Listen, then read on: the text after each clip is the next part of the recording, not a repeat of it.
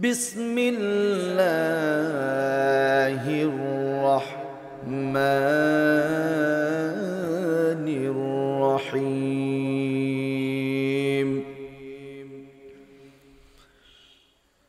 وقضى ربك ألا تعبدوا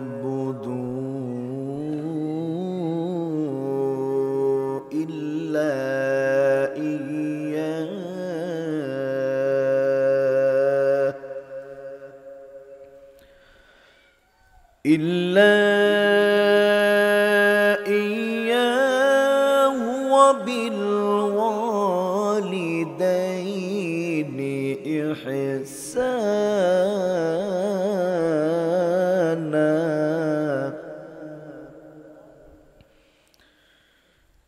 إما يبلغن عندك الكبر أحدهما أو كلاهما فلا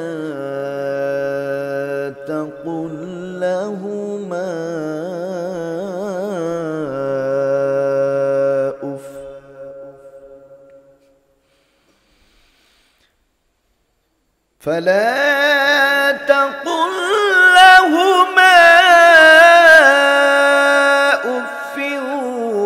ولا تنهرهما وقل لهما قولا كريما.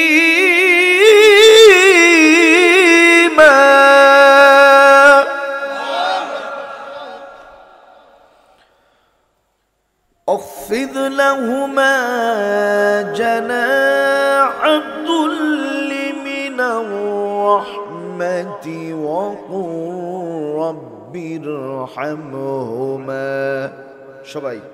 وقل رب ارحمهما كما ربياني صغيرا.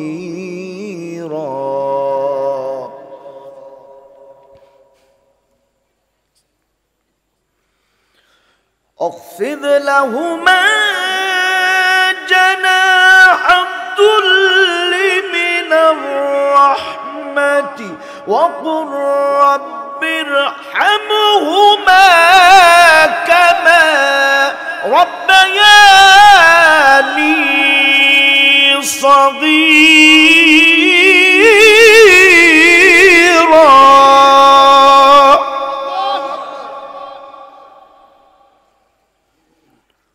وقل رب ارحمهما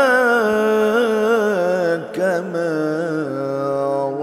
ربياني صغيرا.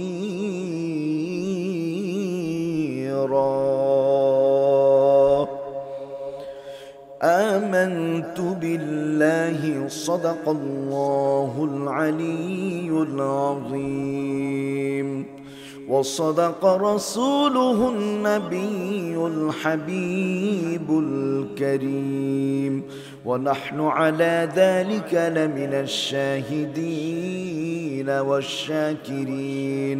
زبان খুলে পড়ুন الحمد لله رب العالمين.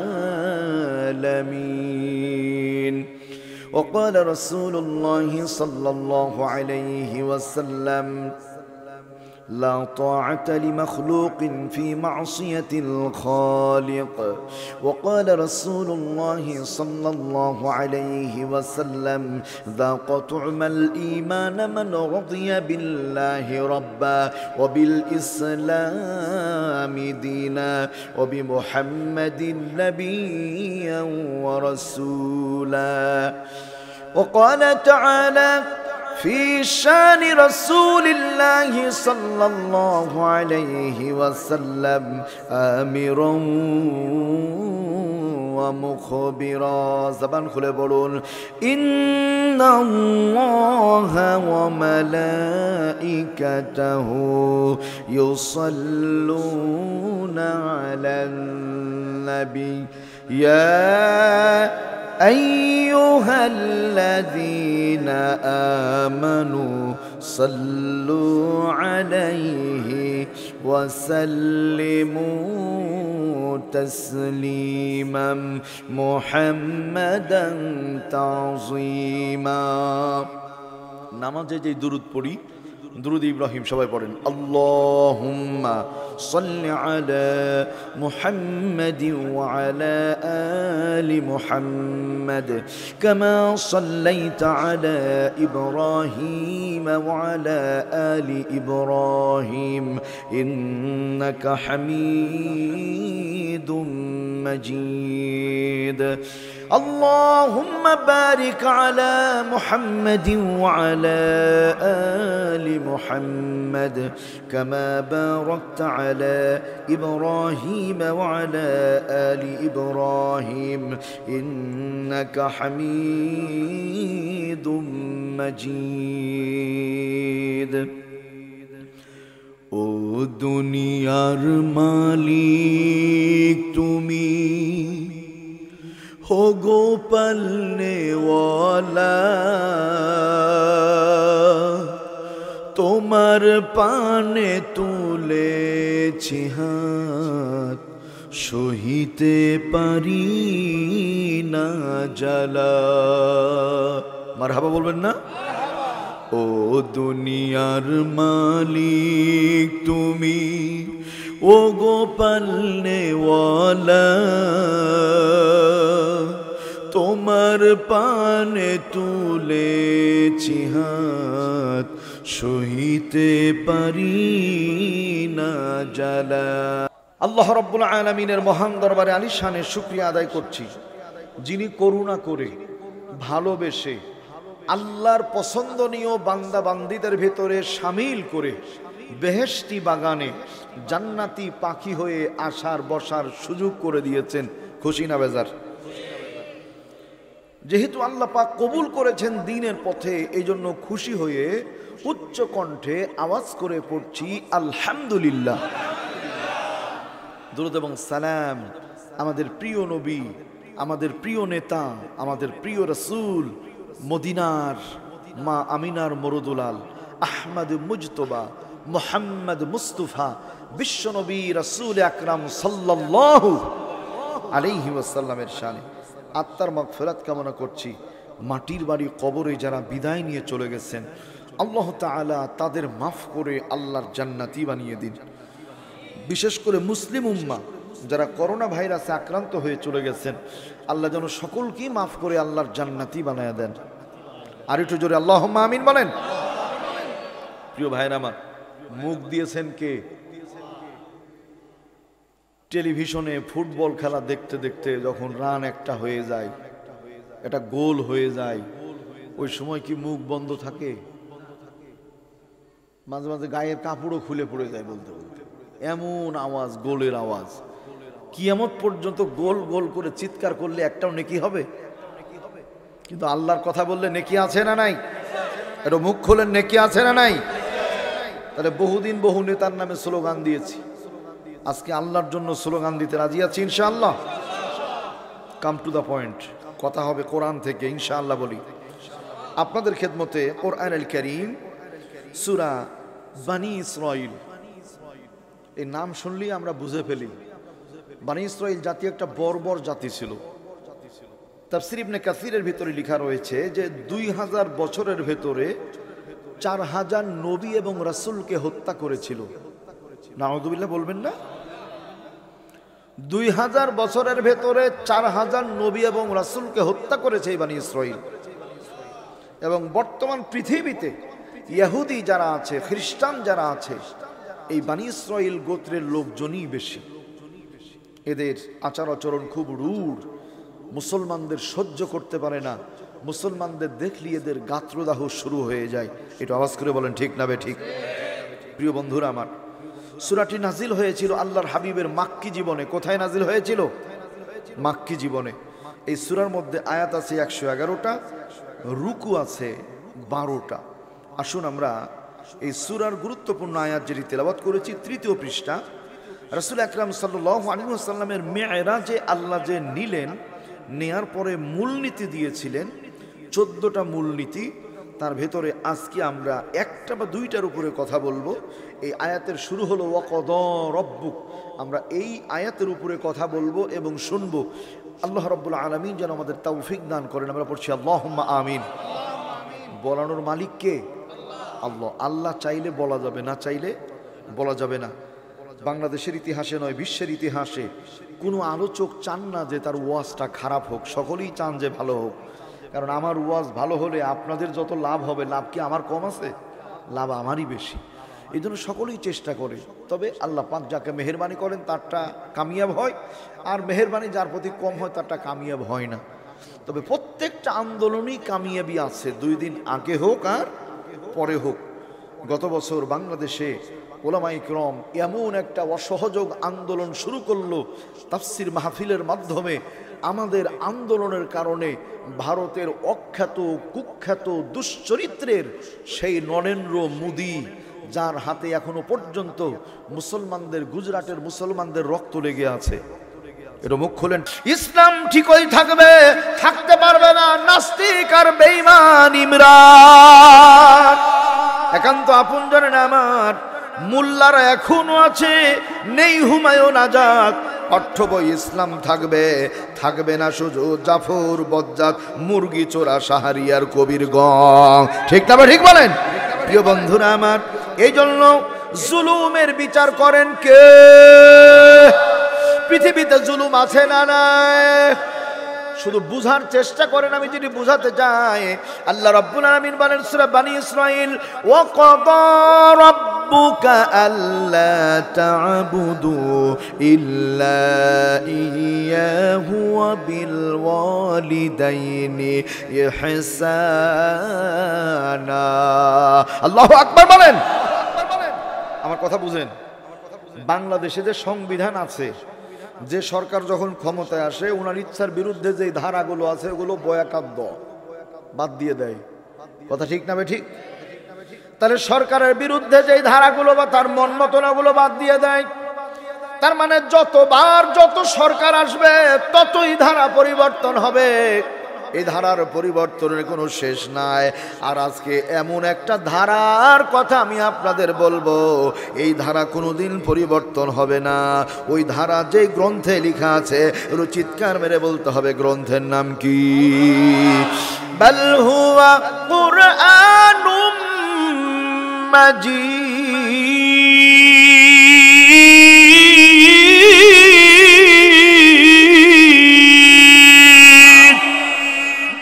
সম্মানিত গ্রন্থ কোরআন, ফি লাওহিম মাহফুজ, যা লাওহে মাহফুজে সংরক্ষিত আছে, কোনোদিন পরিবর্তন হবে না। দোস্তরা আমার, বাংলাদেশের সরকার ক্ষমতা পরিবর্তন হলে শুধু সংবিধান পরিবর্তন হয় না, ওই সার্কিট হাউসের টাইলস খাট পর্যন্ত পরিবর্তন হয়ে যায়।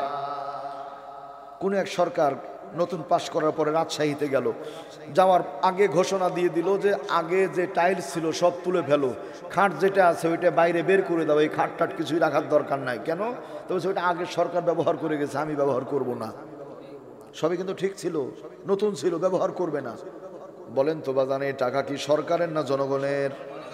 তাহলে এই যে অতিরিক্ত টাকা খরচ করলো, এটা কি হলো? জুলুম। কি হলো ভাই? জুলুম 1 নাম্বার। 2 নাম্বার জুলুম শুনে যান, করোনা দিয়েছেন কে? আল্লাহ দিয়েছেন করোনা। তাহলে করোনার কোনো ক্ষমতা আছে নাকি ভাই? ক্ষমতার মালিক কে? আল্লাল কুওয়াতা লিল্লাহি জামিআ।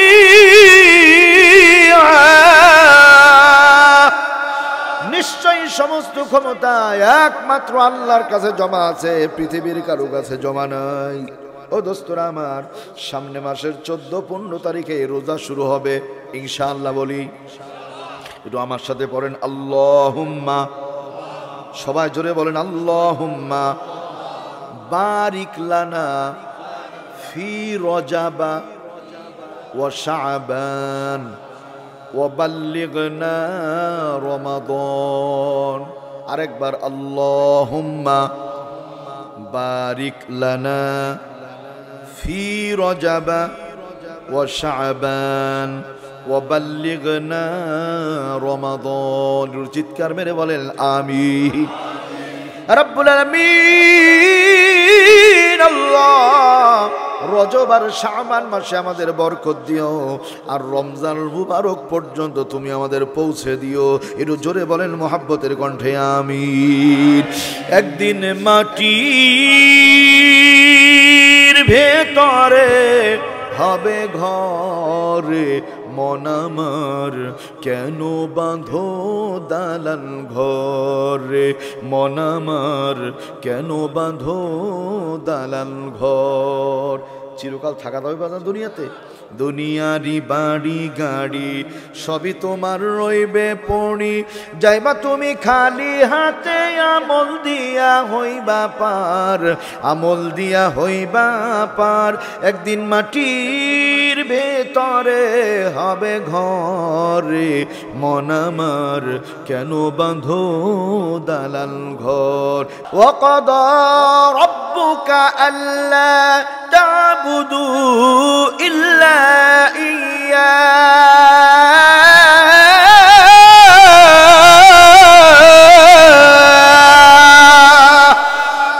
আমি আল্লাহর চূড়ান্ত সিদ্ধান্ত, ভালো করে বুঝেন, কদা রব্বুক মানে চূড়ান্ত সিদ্ধান্ত কার? আমি আল্লাহর চূড়ান্ত সিদ্ধান্ত আল্লাহ তা'বুদু, কেবলমাত্র গোলামি হবে, ইল্লা ইয়া, কার গোলামি হবে? আল্লাহর গোলামি হবে। আল্লাহ ছাড়া জগতে কারো গোলামি করা যাবে না। কথা কার? এখন প্রশ্ন আপনাদের মনে মনে, হুজুর আল্লাহর গোলামি কেন করব?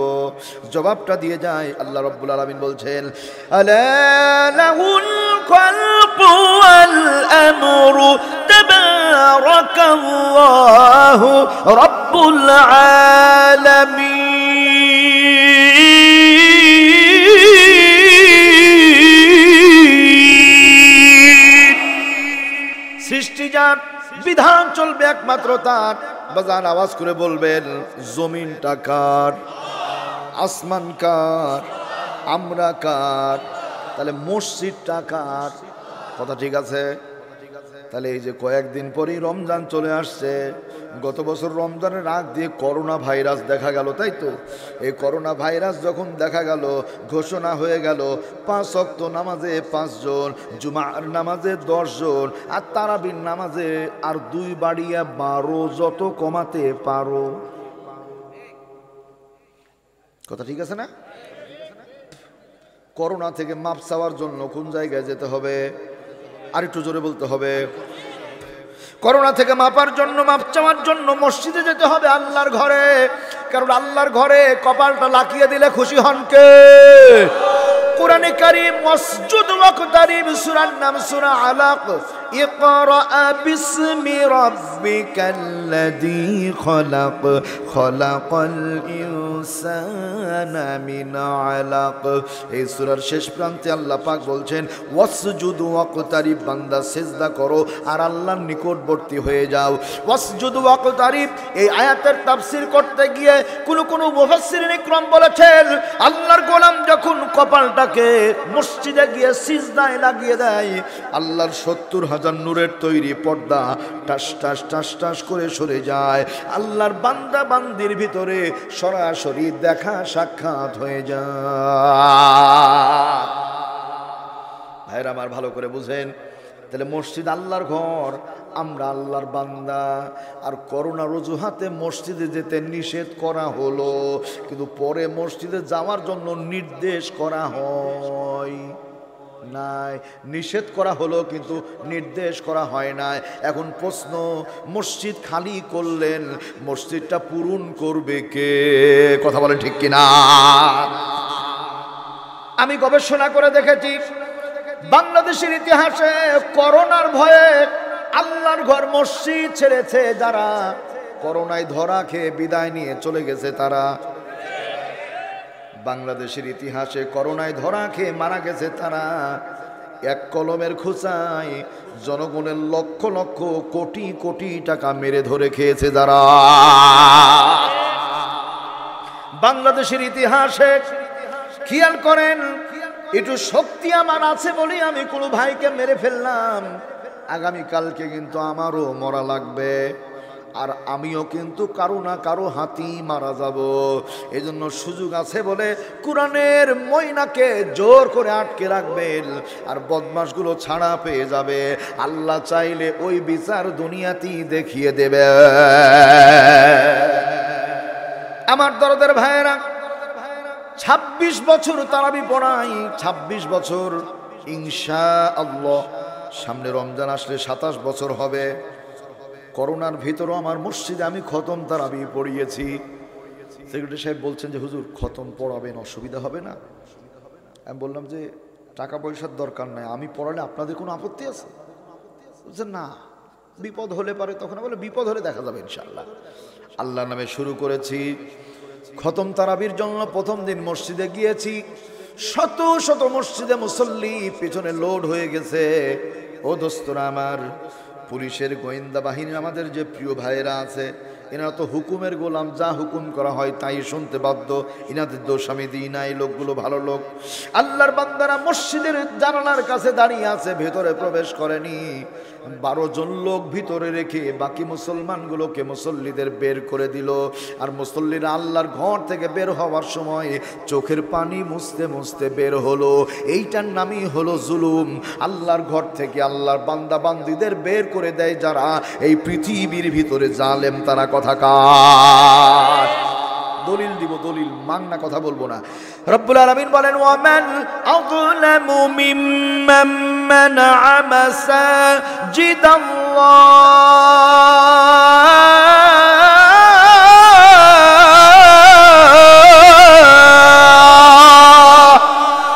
এই পৃথিবীর ভিতরে তার চাইতে আর কে বড় জালেম হতে পারে? ওলামা ইকরাম যারা আছেন, আযলামু ইসমে তাফসীরের সেগা, একটি মাত্র সেগা, মানে ওর চাইতে বড় জালেম, অধিক জালেম কে হতে পারে? যে মানুষকে আল্লাহর ঘরে যেতে বাধা প্রদান করে, আল্লাহর ঘরে আইয়ুযকারা ফীহা ইসমুহু, আল্লাহর নাম নিতে বাধা প্রদান করে। তার মানে এই আয়াতের ক্যাটাগরিতে পাওয়া যায় করোনার অজুহাতে আল্লাহর ঘরে যেতে বাধা প্রদান করে যারা, জালেমের ভিতরে পড়ে যায় তারা। বলেন ঠিক কিনা? দোস্তরা আমার, ভাইয়েরা আমার, রায় লিখা হলো একজন ব্যক্তির জন্য, রায় যাবজ্জীবন কারাদণ্ড, ফাঁসির রায় লিখা হলো। আফসোস করে একজন বলল, আহারে, নিজে ফাঁসির রায়টা লিখলাম কিন্তু ফাঁসি দেখে যেতে পারলাম না। আল্লাহর কি মেহেরবানি, যে ব্যক্তি রায় লিখলো ওই লোকটাই করোনায় ধরা খেয়ে বিদায় নিয়ে চলে গেল। আর যার জন্য রায় লিখা হলো, আল্লাহর বান্দা আজও পর্যন্ত বেঁচে আছে। ওহুয়া খায়রুল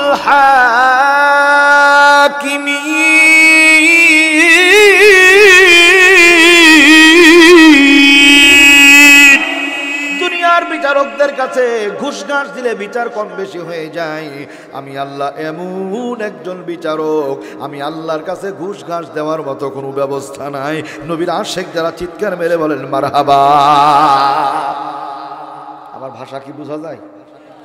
সৈয়দ মুজতবা আলী বলেছিলেন, বাংলা ভাষার জন্ম হয়েছিল ভারতের নদিয়াতে, এই ভাষা ব্যবহার হয়েছে বাংলাদেশের রাজশাহী আর কুষ্টিয়াতে।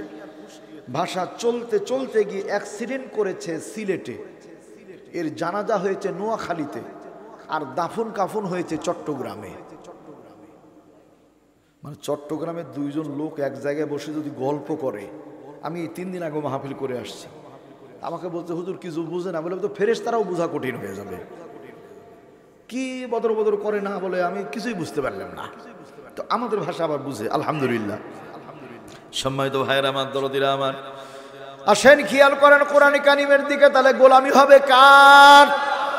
আজকের সাবজেক্ট একমাত্র আল্লাহর গোলামি হবে। ও দোস্তরা আমার, আল্লাহর গোলামি করতে গিয়ে যদি নিজের বেবি বিধবা হয়ে যায়, সন্তানগুলো এতিম হয়ে যায়, নিজের প্রাণপ্রিয় জীবনটা পর্যন্ত চলে যায়, আমরা সব ত্যাগ করতে রাজি আছি, তবু আল্লাহর গোলামি ছাড়তে রাজি না। মাথায় রাখবেন, ভালো মানুষের পাশে ভালো মানুষই থাকে, ঠিক না ঠিক বলেন? খারাপ মানুষের পাশে খারাপ মানুষই থাকে। আমাদের এই যে ভাইরা যারা আছেন এইখানে, ইচ্ছা করলে কিন্তু গান বাজনার ব্যবস্থা করতে পারতেন। গান বাজনার ব্যবস্থা না করে কোরআনের মাহফিলের ব্যবস্থা করেছেন। তার মানে বোঝা যায় কলিজার ভিতরে ভয় আছে কার? আর আল্লাহ পাক বলছেন যে এই ভয়টুকু যার ভিতরে থাকবে আমি আল্লাহ রব্বুল আলামিন তার প্রতি সন্তুষ্ট হয়ে যাব। আর যার প্রতি আমি আল্লাহ সন্তুষ্ট হব ওর জন্য জান্নাতে যেতে কোনো বাধা নাই। বিশ্বনবী রাসূল আকরাম সাল্লাল্লাহু আলাইহি ওয়াসাল্লাম বলেছেন, তাকান, প্রতিদিন 5 ওয়াক্ত নামাজে, ফরজ নামাজের সালাম ফেরানোর পরে আল্লাহর কোনো বান্দা আল্লাহু আকবার একটা তাকবীর দিবে, এরপরে 3 বার আস্তাগফিরুল্লাহ আস্তাগফিরুল্লাহ আস্তাগফিরুল্লাহ পড়ার পরে যদি আয়াতুল কুরসি কেউ তেলাওয়াত করে 5 ওয়াক্ত নামাজে, ফরজ নামাজের পরে আয়াতুল কুরসি কেউ তেলাওয়াত করে, নবীজি বলেন তার এবং জান্নাতের মধ্যে ব্যবধান হলো মৃত্যু। আল্লাহর বান্দা মৃত্যু বরণ করবে, আল্লাহর জান্নাতের মেহমান হয়ে যাবে। একান্ত আপনজনেরা আমার, আসেন, ফিরে আসেন। বিশ্বনবী রাসূল আকরাম সাল্লাল্লাহু আলাইহি ওয়াসাল্লামের সাহাবীরা প্রশ্ন করলো, ওগো নবীজি, এই পৃথিবীর ভিতরে তাহলে লোহা পরিষ্কার করার ব্যবস্থা আছে? নবীজি বললেন, অন্তর পরিষ্কারের ব্যবস্থা আছে, মৃত্যুকে স্মরণ করা আর কোরআনে কারিমের তেলাওয়াত করা। দোস্তরা আমার, বর্তমান সময়ে মানুষ মৃত্যুকে ভয় পায় না, মৃত্যুকে ভয় পায় না। যদি মৃত্যুকে ভয়ই পেত তাহলে হারাম ইনকাম মানুষ করতো না, বলেন ঠিক কিনা? একান্ত আপনজনেরা আমার, আল্লাহ রাব্বুল আলামিন তাই বলছেন, ওয়াকাদা রাব্বুকা আল্লা তা'বুদু ইল্লা ইয়্যা,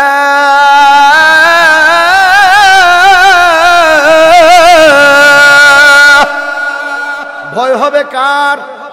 একমাত্র আল্লাহর, গোলামি হবে একমাত্র আল্লাহর। খেয়াল করেন, আমিরুল মুমিনিন খলিফাতুল মুসলিমিন হযরত ওমর ফারুক রাদিয়াল্লাহু তাআলা আনহু পারস্য রোম বিজয়ের জন্য কিছু সাহাবীকে পাঠিয়ে দিলেন নেতৃত্ব দিয়ে। তার মধ্যে সেনাপতির দায়িত্ব দিলেন হযরত আব্দুল্লাহ ইবনে হুযাফা রাদিয়াল্লাহু তাআলা আনহু। নবীজি বললেন, আব্দুল্লাহ ইবনে হুযাফা, যাও, তুমি ভয় করবে একমাত্র আল্লাহকে, শিশুদের প্রতি নির্যাতন করবে না, আলহামদুলিল্লাহ বলেন, বৃদ্ধদের প্রতি সম্মান প্রদর্শন করবে, আর আগে কাউকে কষ্ট দিবে না। কেউ যদি জুলুম করে তার জন্য আলাদা ব্যবস্থা হবে। আব্দুল্লাহ ইবনে হুযাফা রাদিয়াল্লাহু তাআলা আল্লাহর নবীর সাহাবী অনুমতি নিয়ে বিদায় নিয়ে চলে গেলেন দোয়া নিয়ে হযরত ওমরের কাছ থেকে। ও দোস্তরা আমার, যাওয়ার পরে যখন রোম সাম্রাজ্যে প্রবেশ করেছে, প্রবেশ করার পরে যে কোনো দুর্ঘটনা বশত আল্লাহর একটা পরীক্ষা, আল্লাহর এই গোলামেরা রোম সম্রাটের হাতে গ্রেপ্তার হয়ে যায়। রোম সম্রাটের বাহিনীর হাতে গ্রেপ্তার হওয়ার পরে যখন রোমের সম্রাটের কানে খবর চলে গেল মুসলিম কাফেলা গ্রেপ্তার হয়ে গেছে, সঙ্গে সঙ্গে রোমের সম্রাট মুচকি একটা হাসি দিল। এই হাসিটার ভিতরে বদমাইশি লুকিয়েছিল। কি লুকিয়েছিল বলেন? মুসলমানদের কষ্ট দেখে কেউ যদি হাসে, ওই হাসিতে কি রহমত থাকে নাকি ভাই? রহমত থাকে না। অফিসে গিয়েছি কোনো কাজ উদ্ধার করার জন্য, যাওয়ার পরে বললাম যে ভাই কাজটা করে দেন, তখন মুখের দিকে বারবার তাকায়। এই তাকানোর মানে হলো মাল পানি খরচ করেন তারপরে কাজ হবে, ঠিক না ভাই? ঠিক বলেন। গত বছর ভারতে যাচ্ছি মাহফিল করার জন্য, বর্ডার পার হব। তো বর্ডার পার হতে গিয়ে অন্যান্য জনকে যতবার চেক করে আমারটা একটু বেশি বেশি চেক করে। আমি বললাম যে হুজুর, মানুষ এত ঘন ঘন চেক করার কারণটা কি? তো সে ইন্ডিয়ান হাই কমিশনার বলেছে যে টুপি দাড়ি দেখলে একটু বেশি বেশি চেক করো, ওদের ব্যাগের মধ্যে মাল টাল পাওয়া যায়। নাউজুবিল্লাহ বলবেন না? আমি একটু মন খারাপ করে বললাম যে ঠিকই বলেছে, মাল তো আছেই ব্যাগে, আপনি একাই পাবেন না, খুঁজে আপনার আরো 2-4 জন নিয়ে আসেন, খুঁজেন কিয়ামত পর্যন্ত, তাহলে 2-1টা পেতে পারেন। তো বলছে দাদা রাগ করছে না? বলে রাগ করবো না, আমার যে মাহফিল ধরা লাগবে, দেরি হয়ে যাচ্ছে। পরে যাই হোক ব্যাগটা আমাকে দিয়ে দিল। ব্যাগের ভিতরে মদিনা শরীফ থেকে নিয়ে আসা একটা আতর ছিল। এখন আতরটা বের করে মুখের খাপটা খুলে ওকে আমি আতর দিচ্ছি, যেটা হাদিয়ে দিয়ে যায়। তো আতর নিয়ে আমি 2 ধাপ আগাই, উনি 3 ধাপ চলে যায়, আবার 2 ধাপ যায়, ও 4 ধাপ চলে যায়, আবার কাছে দৌড়ে চলে যায়। তার মানে ও ভয় পাচ্ছে যে আল্লাহ এই কি দিতে কি দিবে, চাকরিও যাবে, আমিও যাবো, জীবনই শেষ হয়ে যাবে। চোরের মন পুলিশ পুলিশ কাস্টমসে ঢুকেছি। কাস্টমসে ঢোকার পরে মাত্র 2-1 সেকেন্ডের ব্যাপার, আমাকে বললো পাসপোর্ট দেন। পাসপোর্টটা দিলাম, ভিসা টিসা দেখে স্বাক্ষর করে দিল 2 সেকেন্ডের ভিতরে। জিজ্ঞেস করলো যে আপনার কাছে কোনো সোনা দানা আছে? আমি বললাম পুরুষ মানুষ, সোনা কি করব? আচ্ছা ঠিক আছে যান। এখন আমি পাসপোর্টটা নিয়ে দিব্যি হেঁটে চলে যাচ্ছি, তো কাস্টমস অফিসার আমাকে বলছে যে হুজুর হুজুর। আমি বললাম কি? দুনিয়ার ভালো মন্দ কিছুই বুঝেন না আপনারা। আমি বললাম যে হুজুর মানুষ, ভালো মন্দ আসলেই তো বুঝি না, কি বুঝাবেন বলেন? চাটা খাওয়ার দরকার ছিল না। আমি আবার চালাকি করে 20 টাকার একটা নোট বের করে দিয়েছি। মুচকি মুচকি হাসি দিয়ে বলছে 20 টাকায় কি চা খাওয়া হয় এই বাজারে? তা বললাম কয় টাকা লাগবে? তো বলছে দেন, যা পারেন খুশি হয়ে দেন। পরে 50 টাকা বের করে দিলাম, দিয়ে বললাম যে হুজুর বলেও কি মাপসাপ নাই, তো কি করেন আপনি? তা আমি বললাম যে রাজশাহী কোর্টের কাছে একটা মসজিদের খতিব, আর রাজশাহী ক্যান্টনমেন্টের সাথে আমার একটা বিশাল মাদ্রাসা আছে, শহরের মধ্যে সবচেয়ে বড় মাদ্রাসা। নাউযুবিল্লাহ, আস্তাগফিরুল্লাহ, হুজুর আপনার টাকা নেওয়া ঠিক হলো না। আমি দাঁড়িয়ে আছি, আমি মনে মনে করছি টাকা আমার ফেরত দিবে। তো নাউযুবিল্লাহ পড়ে টেবিলের ডয়ারে টাকা রাখে নাউযুবিল্লাহ পড়ে, আমাকে দিয়ে নাউযুবিল্লাহ পড়ে না। বহু জায়গায় মাছ কিনতে গেলে দেখা যায় মাছের দাড়িটা এমন করে ঝাঁকিয়ে দেয়, আদর করে বলে হুজুর জান দিয়ে দিলাম, খেয়ে দোয়া করেন। বাড়িতে আসার পরে দেখা যায় 2.5 কেজি মাছ কিনলে 2.25 কেজি থাকে, 1 পুয়াই মাছ বাতিল, 250 গ্রাম মাছ নাই। এমন আল্লাহ আল্লাহ 2-4টা মাছের ব্যবসায়ী বাংলাদেশে আছে না না? দোস্তরা আমার, ভাইয়েরা আমার, আল্লাহর গোলাম আব্দুল্লাহ ইবনে হুযাফা রাদিয়াল্লাহু তাআলা আল্লাহর গোলামি করার জন্য বের হয়ে গেছে। ওই যে নির্দেশ দিয়ে দিয়েছেন আমিরুল মুমিনিন খলিফাতুল মুসলিমিন, মানুষের উপরে জুলুম করবে না, জুলুম করবে না। আল্লাহর হাবিবও বলে দিতেন খবরদার, নারীর উপরে জুলুম করবে না, শিশুদের উপরে জুলুম করবে না, বৃদ্ধদের উপরে জুলুম করবে না, ফলদার কোনো বৃক্ষ কোনো গাছ গাছালি কেটে ফেলবে না। নবীজি জুলুম না করার জন্য নির্দেশ দেন, আর আমাদের সমাজে জুলুম করার নির্দেশ পাওয়া যায়, ঠিক না ঠিক বলেন?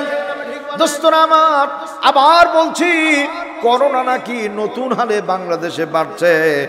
এদেশের একজন বিখ্যাত স্কলার আল্লাহওয়ালা বলেছেন সারা পৃথিবীতে যতই করোনা বাড়ুক না কেন, আল্লাহর মেহেরবানি বাংলাদেশে করোনা কম হবে, আলহামদুলিল্লাহ বলেন। আরে করোনা কম হওয়ার পিছনে আপনার আমার কোনো কৃতিত্ব নাই, করোনা কম হওয়ার পিছনে কৃতিত্ব হলো, একটু তাকিয়ে আওয়াজ দিয়ে বলেন এইটার নাম কি? আল্লাহর কোরআনে কারিমের কারণে করোনা কম হবে, কারণ 56,000 বর্গ মাইলের মধ্যে সবচাইতে আল্লাহর কোরআনের তাফসীর মাহফিল বেশি হয়। এর চিৎকার মেরে বলেন আলহামদুলিল্লাহ। ভারত প্রদেশে বিহার, ত্রিপুরা, আগরতলা, মেদিনীপুর, মুর্শিদাবাদ, আসাম প্রদেশ অনেক জায়গায় আল্লাহ নিয়ে গেছেন, এত মাহফিল হয় না। বাংলাদেশে যে পরিমাণ মাহফিল হয়, এজন্য এই মাহফিল আজকে দেখেন, প্যান্ডেল শুনে, আল্লাহ পাকের নূরের তৈরি ফেরেশতারা শুনে, গাছপালা বৃক্ষ তরুলতা শুনে, আমরাও শুনি, নারী শুনে, শিশু শুনে, আল্লাহর বান্দাবান্দিরা শুনে, এই যে অপদার্থ এই যে জিনিসগুলো আছে যাদের প্রাণ নাই জান নাই, এগুলোও শুনে আল্লাহ পাকের মেহেরবানি নাযালাত আলাইহিমুস সাকিনার বাঈর, কমপক্ষে 40 দিন পর্যন্ত আল্লাহর রহমত নাজিল হবে। একদিন যে এলাকায় মাহফিল হবে, সুতরাং ওই এলাকার মধ্যে আল্লাহর মেহেরবানি করোনা কোনোদিন আসতে পারে না। বাংলাদেশে করোনা কিছুটা আসতে পারবে, 2-1টা কারণ আছে, তার মধ্যে জুলুম 1 নাম্বার। সমাজের ভিতরে জুলুম আছে না নাই? অনেক জুলুম, অনেক জুলুম, জুলুমের কোনো শেষ নাই, জুলুমের কোনো শেষ নাই। ও দোস্তরা আমার, মাদ্রাসায় সামান্য একটু দুর্ঘটনা ঘটলে 2-3টা নাস্তিক আর মুরতাদ আছে বাংলাদেশে, তারা স্লোগান দেয় আর বলে যে মাদ্রাসাগুলো বন্ধ করে দাও, নাউযুবিল্লাহ বলেন। অথচ হাজার হাজার দুর্ঘটনা ঘটে বিশ্ববিদ্যালয় কলেজগুলোতে, ওগুলো বন্ধ করার জন্য কেউ স্লোগান দেয় না। একান্ত আপন জানে না আমার আব্দুল্লাহ ইবনে হুযাফার খবর চলে গেল রোমের সম্রাটের কাছে। পিছনের বন্ধুরা খেয়াল করেন, রোমের সম্রাট সঙ্গে সঙ্গে বলল আব্দুল্লাহ ইবনে হুযাফাকে আমার সামনে নিয়ে আসো।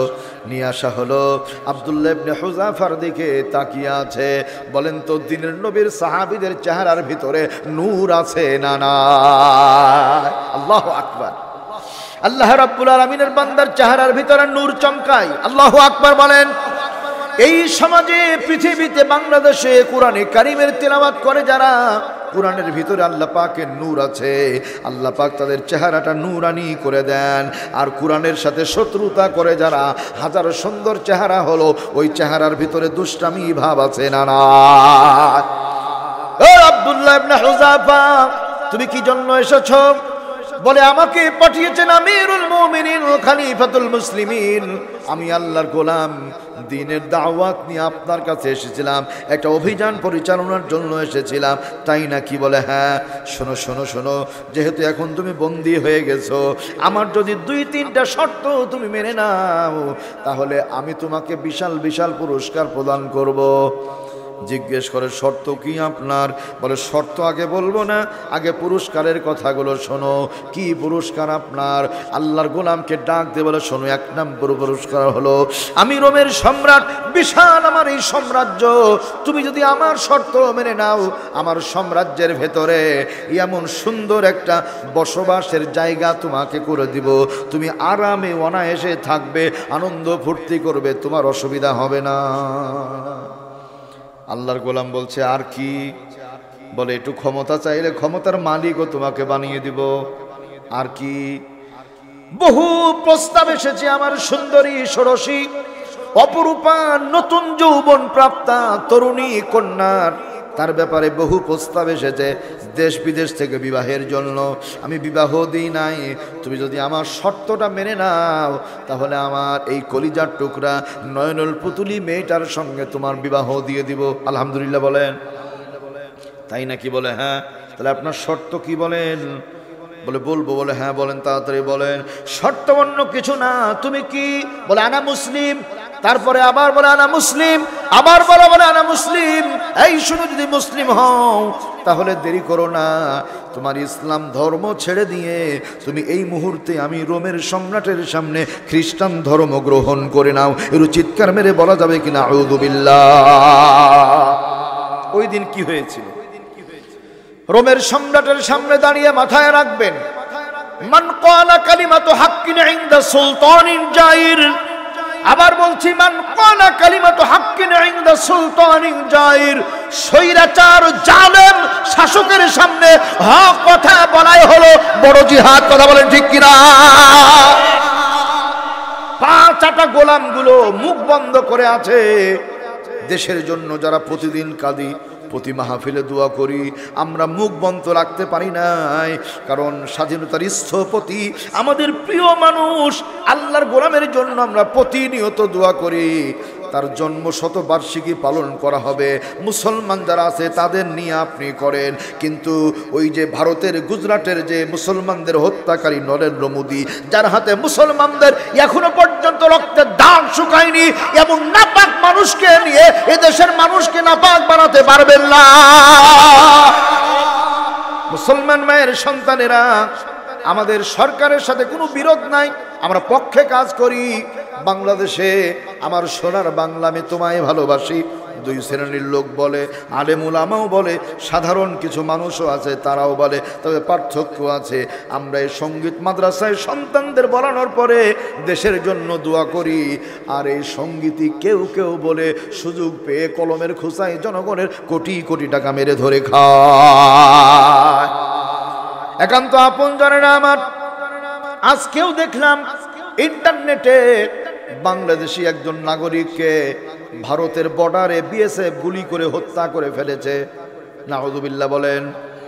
ভারতের বর্ডারে আপনারা বলেন তো, 1 মাসের মধ্যে বাংলাদেশের বর্ডার গার্ড ভারতের কোনো মানুষকে মেরে ফেলেছে এমন কোনো খবর জানা আছে? নাই। ভালো করে বুঝেন, দেশ স্বাধীন করার সময় গাভী কিনেছিলাম আমরা। কি কিনেছিলাম? গাভী। গাভীর মুখটা আছে বাংলাদেশে আর পেছনটা আছে ভারতে। সকাল থেকে সন্ধ্যা পর্যন্ত খোল ভুসি চারা এই সেই সব আমরা খাওয়াই, আর সন্ধ্যাবেলায় ভারতের লোকজন গাভীর দুধ দহন করে করে খাই। আর একটু জোরে বলতে হবে। পক্ষে কথা বলার কারণে আমাদের কেউ বলে মৌলবাদ, কোরআনের পক্ষে কথা বলার কারণে কেউ বলে জঙ্গিবাদ, কোরআনের পক্ষে কথা বলার কারণে কেউ কেউ বলে রয়াকার মুরগি জয়াকার র, এমন শব্দও বলে। অথচ আমি যুদ্ধ চোখে দেখিনি, আমার বয়স কেবল 38-39 বছর, যুদ্ধ চোখে দেখি নাই। দোস্তরা আমার ভালো করে বুঝেন, মৌলবাদ মানে মূলে বিশ্বাসী, তার মানে মুসলমান মূলে আছে। আর যারা মৌলবাদ বলে ওরা হলো আগাবাদ, ওরা আছে আগায়। গাছের গোড়া ধরে যদি ঝাঁকুনি দিই টাস টাস করে পড়বে আর পটল তুলে মারা যাবে, কোনো বাজান ওদের ঠেকাতে পারবে না। এই জন্য কবি বলেছেন, তোরা মৌলবাদী জঙ্গিবাদী, মৌলবাদী জঙ্গিবাদী যতই বলস মোদেরকে, আমরা কিন্তু রাগ করি না, ধরবে আল্লাহ তোদেরকে। এরপরে আমাদের ওই যে ওই শব্দটা বলে রয়াকার মুরগি জয়াকার কয়াকার র। অদস্তরা আমার মন খারাপ করি না, কোরআনের পক্ষে থাকার কারণে যদি ওই শব্দে আমরা পড়ি তাহলে ভারতের দালালি করে যারা, ভারতের 5 দালাল তারা। একান্ত আপনজনের আমার ভাইয়ের, আমার বাস্তবতা বোঝানোর জন্য বলছি, আমার দেশে অন্য ধর্মের মানুষ যারা আছে, হিন্দু বৌদ্ধ খ্রিস্টান জামাইয়ের আদরে আছে তারা, ও সাম্প্রদায়িক দেশ হলো বাংলাদেশ। আলহামদুলিল্লাহ বলেন। 2 দিন আগে 3 দিন আগে রাজশাহী শহরে সবচেয়ে বড় মসজিদ যেটা আলুপট্টি মসজিদ, সদর জামে মসজিদ, ওই মসজিদে আমি 9 বছর ছিলাম খেদমতে। আল্লাহর কি মেহেরবানি, খতিবি চেঞ্জ হয়েছে, ওইখানে আবার এখন তারাবির ব্যবস্থা হয়েছে, এবার ইনশাল্লাহ ওখানে পড়াবো। ওইখানে হিন্দুরাও সালাম দেয়, হিন্দুরাও সালাম দেয়। আমি নতুন নতুন গেছি, আমি তার জানি না যে কে হিন্দু কে মুসলমান। সালাম টালাম নিয়েছি, পরে একজন বলছে হুজুর কাজ সালাম নিলেন, তো ওর নাম হলো বিমল সরকার। মল মানে তো বুঝেন, মল মানে কি, মুখ আর বলার দরকার নাই। যাই হোক, পরে সতর্ক হলাম। তার মানে বুঝাতে চাইলাম আমরা মিলে মিশে থাকি, হিন্দু মুসলমান খ্রিস্টান বৌদ্ধ সব এক জায়গায়। কোনো মনোমালিন্য আছে আমাদের ভাই, কোনো হই হুল্লোড়ার মনোমালিন্য নাই, গালাগালি নাই, মারামারি নাই। আর ভারতের ভিতরে যত মুসলমান থাকে, মুসলমানদের উপরে অত্যাচার আর জুলুমের কোনো শেষ নাই। একান্ত আপন জানে না আমার আল্লাহর গোলাম আব্দুল্লাহ ইবনে হুযাফা রোমের সম্রাটের সামনে দাঁড়িয়ে, আব্দুল্লাহ ইবনে হুযাফা কালেমা ছেড়ে দাও, খ্রিস্টান হয়ে যাও। সঙ্গে সঙ্গে ওই দিন বলেছিল রোমের সম্রাট, শোনেন শোনেন, আমি আপনার বিল্ডিং চাই না, আপনার রাজ্যের ক্ষমতা চাই না, সুন্দরী আপনার মেয়ে আমার জামাই হওয়ার দরকার নাই। মুসলমানরা এগুলো পেয়ে লোভ করে না, মুসলমানরা বাতিলের কাছে হার মানে না। মুসলমান যারা একমাত্র আল্লাহর কাছে মাথা নত করে, কোন বাতিলের কাছে মাথা নত করে না। প্রিয় বন্ধুগণ, এটাই হলো আল্লাহ পাক বলছেন, ওয়াকাদা রাব্বুকা আল্লা তা'বুদু ইল্লা ইয়্যা।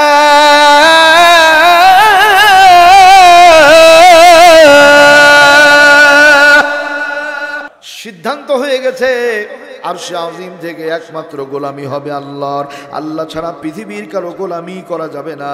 ও দোস্তরা আমার, মসজিদে গোলামি হয় কার? আল্লাহর। কিন্তু বাইরে চলে গেলে কি আল্লাহর গোলামি থাকে নাকি ভাই? মন খারাপ করেন না, মন খারাপ করেন না। এখন আমরা যারা আছি অনেকেই চাই ইসলামকে মসজিদের ভিতরেই রাখতে, অনেকে চায়। বলে হুজুররা শুধু খতম করবে, খাবে, দোয়া করবে, এদের আবার এগুলা নিয়ে চিন্তার এত কি? বড় হুজুর যিনি ছিলেন মুহাম্মদুর রাসূলুল্লাহ সাল্লাল্লাহু আলাইহি সাল্লাম বলেন, আল্লাহর হাবিবের জীবনী শুনেন সংক্ষিপ্ত। নবুয়ত পাওয়ার আগে হিলফুল ফুজুল সংগঠন তৈরি করেছিলেন। ওই সংগঠনের লিডার যিনি ছিলেন তিনি হলেন মুহাম্মদুর রাসূলুল্লাহ সাল্লাল্লাহু আলাইহি ওয়াসাল্লাম। আল্লাহ তাআলা বলছেন, বন্ধু আপনি যে সংগঠন করেছেন এর লিডার যিনি তিনি নিঃসন্দেহে ভালো মানুষ। আলহামদুলিল্লাহ বলেন। কর্মী যারা তারাও ভালো, এরপরে আরো সিদ্ধান্ত যেগুলো আছে সবই ভালো। কিন্তু আপনি ব্যর্থ, আপনি সার্থক হতে পারবেন না। না পারার পেছনে কারণ হলো মা তাদরি মাল কিতাবু ওয়ালাল ঈমান। আল্লাহু আকবার বলেন। না পারার পেছনে কারণ হলো কেবলমাত্র একমাত্র একটা জিনিস আপনার কাছে নাই। বাজান চিৎকার মেরে বলতে হবে, এটার নাম কি? যেই সমাজ কোরআন দিয়ে চলে না ওই সমাজে শান্তি আসতে পারে না। যেই সমাজ কোরআন দিয়ে চলবে ওই সমাজে শান্তি আছে না নাই? বাস্তবতা বোঝানোর জন্য বলছি আপনাদের। মক্কা থেকে মদিনায় যাচ্ছি, গভীর রজনী, সনটা হলো 2014 সন। যাই যাই যাই, ড্রাইভারের পেছনেই বসার সুযোগ পেয়েছি ভাগ্যক্রমে, আলহামদুলিল্লাহ। বিশাল সাইনবোর্ড লেখা আছে জিকরুল্লাহ, জিকির হবে কার? কিছু দূর পরে যায়, লম্বা সাইনবোর্ড চকচক করে লেখা আছে শুকরুল্লাহ, শুকরিয়া হবে কার? আবার কিছু দূর যায়, গাড়ি আস্তে আস্তে একটু নিচের দিকে যায়, ঢাল জায়গা, লেখা আছে সুবহানাল্লাহ। আবার কিছু দূর যায়, গাড়ি একটু আস্তে আস্তে উঁচুর দিকে উঠে, লেখা আছে আল্লাহু আকবার। গাড়ি এখন সমতল জায়গায় চলে, গতি অনেক বেশি, 130-135 কিলোমিটার গতিতে গাড়ি চলে। ও দোস্তরা আমার, ওই যে বলছি ড্রাইভার বারবার করে ছবি উঠাই, মাইল মিটার কত জোরে ঘুরে তাই দেখার জন্য। একান্ত আপনজনেরা আমার, নজর করে দেখলাম বিশাল সাইনবোর্ড লেখা আছে তাওয়াক্কালতু আলাল্লাহ। তাহলে মক্কা মদিনায় এত বড় বড় সাইনবোর্ডে এত সুন্দর সুন্দর কালেমাগুলো, শব্দগুলো, বাক্যগুলো লেখা আছে, একটু বলেন তো বরকত আছে না? না। এক। 2 নাম্বার, সৌদি আরবে মক্কার মদিনায় বেশি কোরআনের বিধান চালু নাই, মাত্র 2-3টা চালু আছে।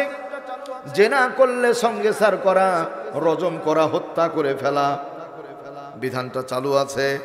চুরি করলে পারে হাত কেটে দেওয়া, এই 2টা বিধান চালু থাকার কারণে প্রকাশ্যে কোনো জেনা হয় না।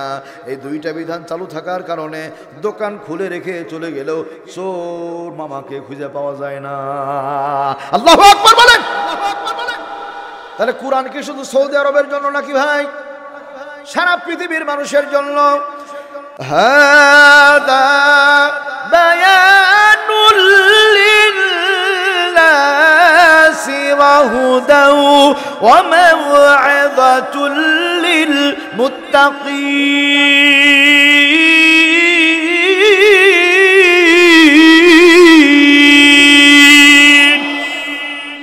4 নম্বর পারা, 6 নম্বর পৃষ্ঠা, সূরার নাম সূরা আলী ইমরান। আল্লাহ বলেন হাযা বায়ানুল লিন্নাস, সারা দুনিয়ার মানুষের জন্য এটা একটি বয়ান, বক্তব্য, বর্ণনা দিয়েছেন কে? আল্লাহ তাআলা বলেন ওয়াহুদা। সুতরাং যারা এর সাথে সম্পর্ক তৈরি করবে, মহাব্বত করবে, মানে শুধু মুখস্থ করবে না, কোরআন পড়বে, অর্থ পড়বে, হুকুমগুলো জানবে, নিজে আমল করবে, সমাজে বাস্তবায়ন করবে, দেশে বাস্তবায়ন করবে, আমি আল্লাহর ঘোষণা, ওদের গলায় আমি আল্লাহ হেদায়েতের মালা পরিয়ে দেব। ওয়া মাও'আযাতুল লিল মুত্তাকিন,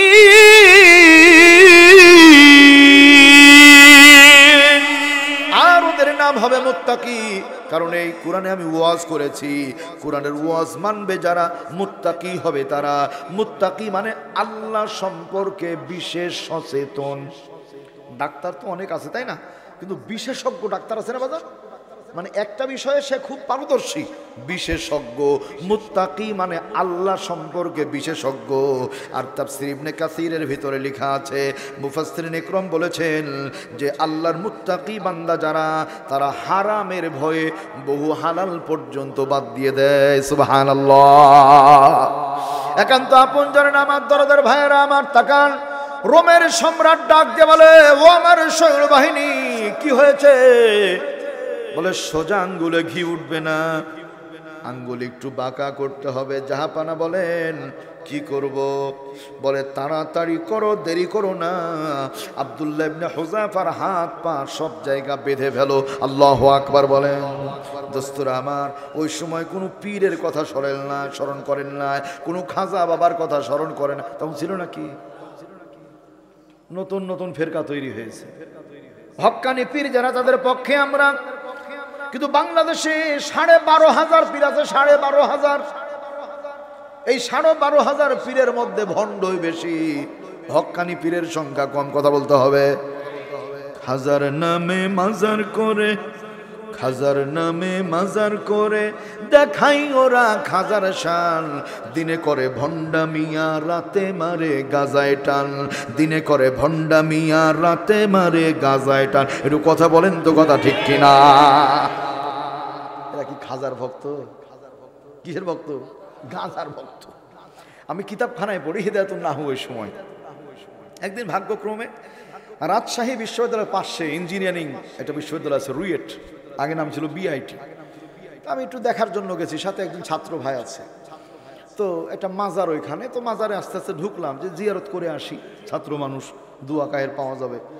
তো ওরা একজন আরেকজনকে, মাজারের যারা ভক্ত তাদেরকে সালাম দিয়েছে, যে তাকান, ওদের সুন্নাত এরকম, বড় ভাই আসসালামু আলাইকুম। ও বাবা, এ তো নতুন ওহী। আমি বললাম এই ওহী কোথায় পেয়েছেন? তো বলছে এটা দরবারের ওহী হুজুর, আপনারা বুঝবেন না এগুলো। তা আমি বললাম যে আচ্ছা ঠিক আছে, না বুঝলে আর কি করা যাবে। তো বলছে যে এখন কিছু দেখতে পাবেন না, বৃহস্পতিবার রাত্রিতে আসবেন, বহু নাচ নিয়ামত দেখতে পাবেন। তা আমি চিন্তা করলাম আল্লাহ, এই সুযোগ তো কাজে লাগানোর দরকার। তো যাই হোক, ছুটি পাই না বৃহস্পতিবারে, অন্য দিন গেলাম। তো বলছে হুজুর ওই যে একটা ঘর দেখা যায়, খের খড়ি দিয়ে তৈরি করা ঘরটা, ওই ঘরের কাছে যান, দেখবেন যে নিয়ামত দেখা যাবে। আমি আস্তে আস্তে গেলাম, যাওয়ার পরে দেখি যে ওই মশা মানে যে ধোঁয়া দেয়, ওই রকম ধোঁয়া বের হচ্ছে। তো চিন্তা করলাম যাক, রাজশাহী সিটি কর্পোরেশনের পয়সা আর খরচ হবে না, এই ধোঁয়াতেই মশা টশা বিদায় হয়ে চলে যাবে। এবার কাছে যাওয়ার পরে দেখি সব গাঁজা টানে। ওরে টান কি টান! একটা নেতে যেমন তেমন, দুইটা নেতে মজা, তিনটা নেতে আরাম পাই। ওরে খাজা বাবা, নাউজুবিল্লাহ বলেন। এগুলো খাজার ভক্ত না, এগুলো গাঁজার ভক্ত। আওয়াজ করে বলেন ঠিক কিনা? দোস্তর আমার, ভাইয়ের আমার, বিশ্বনবী রাসূল আকরাম সাল্লাল্লাহু আলাইহি ওয়াসাল্লামের চরিত্র নিয়ে ফ্রান্সের প্রেসিডেন্ট ইমানুয়েল ম্যাক্রো যখন ব্যঙ্গ করলো, আমরা রাজপথে স্লোগান দিয়েছি, কওমি মাদ্রাসার, আলিয়া মাদ্রাসার বহু পীর সাহেব হুজুররা পর্যন্ত রাস্তায় নেমেছে, চরমুনায়ের হুজুর রাস্তায় নেমেছিলেন, বহু সংগ্রাম আমরা করেছি। বহু পীর সাহেবকে দেখেছি তখনও খানকায় বসে শুধু তসবিহ এরকম বাড়ি মেরেছে, খানকা থেকে বের হয়নি। এগুলো পীর না, এগুলো হলো ভবভণ্ড। দরদের ভাইয়েরা আমার, যে কথা বলছিলাম আপনাদের, আল্লাহর গোলাম যেহেতু এখন বন্দী, তাকান আমার দিকে, এই যে কিছুক্ষণ পর পরে এরকম করে, কিছুক্ষণ পর পরে এরকম করে। তাফসীরে নুরুল কোরআনের ভিতরে লেখা রয়েছে, আল্লামা আমিরুল ইসলাম সাহেব রহমাতুল্লাহ আলাইহি তিনি লিখেছেন, আমি গতকালকে ওনার একটা ভিডিও দেখলাম, ওয়াজ আল্লাহু আকবার। আল্লাহ জ্ঞানের সাগর বানিয়েছেন আল্লাহর বান্দাকে। আল্লাহর বান্দা লিখেছেন, আল্লাহর বান্দা বান্দি যারা, এই যে তাকান, সুন্নাত তরিকায় মুনাজাত যখন করে, মুনাজাত করতে করতে হঠাৎ করে কেউ কেউ এরকম করে। যখন আল্লাহর বান্দা বান্দি এরকম করে, মাথাটা আবার নিচে নেই, আল্লাহ তাআলা নূরের তৈরি ফেরেশতাদের প্রশ্ন করে, ও আমার ফেরেশতারা, আমার এই বান্দা বান্দি কেন আসমানের দিকে নজর করে? আল্লাহর ফেরেশতারা বলে, আল্লাহ তুমিই তো ভালো জানো। বলে না না, তোমাদের জবান থেকে শুনতে চাই। আল্লাহর ফেরেশতারা বলে, আল্লাহ তোমার কাছে মাপ পাওয়ার জন্য এরকম বারবার তাকায়। ওরা জানে তোমার দয়া মায়া অনেক অনেক গুণে বেশি। রব্বুল আলামিন সঙ্গে সঙ্গে তাকান, আল্লাহর বান্দা বান্দির দিকে নজর করে, আল্লাহর রহমতের দরিয়ার ভান্ডারের দিকে নজর করে। একবার বান্দা বান্দির দিকে তাকায়, একবার রহমতের ভান্ডারের দিকে তাকায়। দুই দিকে তাকাতে তাকাতে নজর করে দেখে, রহমতের ভান্ডারের মধ্যে যখন সংগ্রাম শুরু হয়ে যায়, উতাল পাতাল শুরু হয়ে যায়, আল্লাহ পাক নূরের তৈরি ফেরেশতাদের ডাক দিয়ে বলেন, আমার ফেরেশতারা তোমরা সাক্ষী থাকো, আমি আমার এই বান্দা বান্দিকে এই মুহূর্তেই মাফ করে দিলাম। আল্লাহ রাব্বুল আলামিনের গোলাম আব্দুল্লাহ ইবনে হুযাফা আসমানের দিকে তাকায়, শুনে যান কেন? আল্লাহ রাব্বুল আলামিন ডাক দিয়ে বলেন, ফাতাওয়াক্কাল আলাল্লাহ,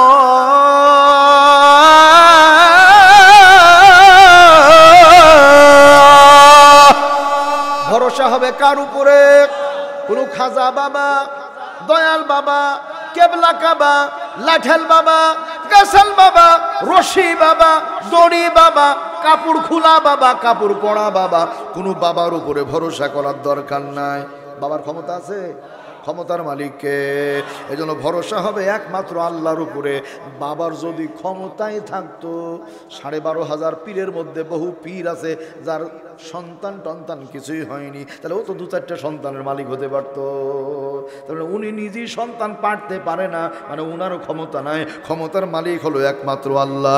ইন্নাল্লাহা আলা কুল্লি শাইইন কাদির।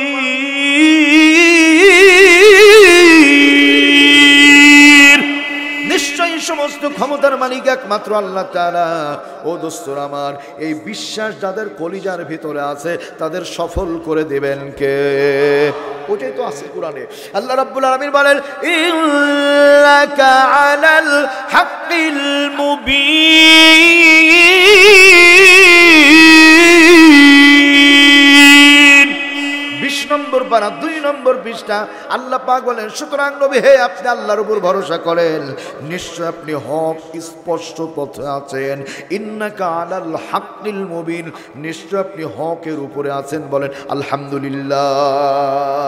তাহলে ভরসা কার উপরে? কথা ঠিক আছে তো? আচ্ছা, যদি আল্লাহর উপরই ভরসা হয়, আর কেউ যদি বলে মা দুর্গা গজে চড়ে আসার কারণে এবার ফল ফসল ভালো হয়েছে, আমরা তো আউযুবিল্লাহ পড়ি, মানে যাবো কোন দিকে বলে? মাথায় রাখবেন, সারা গায়ে ক্ষত, মলম লাগাবো কত? কথা বলেন বাজান, ঠিক না বেঠিক? এত জায়গায় ক্ষত হলে তো মলম লাগানো যায় না। তার মানে যেটি বুঝাতে চাই, আবার বলি, আল্লাহর বান্দার জন্য আমরা দোয়া করি, ওই কুখ্যাত সন্ত্রাসী খুনিকে বাংলাদেশে চাই না। একান্ত আপনজন না আমার আব্দুল্লাহ ইবনে হুযাফার হাত আর পা গুলো বাঁধা, আল্লাহ রাব্বুল আলামিনের গোলাম দাঁড়িয়ে আছে, ইবাদত করে কার? ওয়া খালাকাতুল জিন্না ওয়াল ইনসা ইল্লা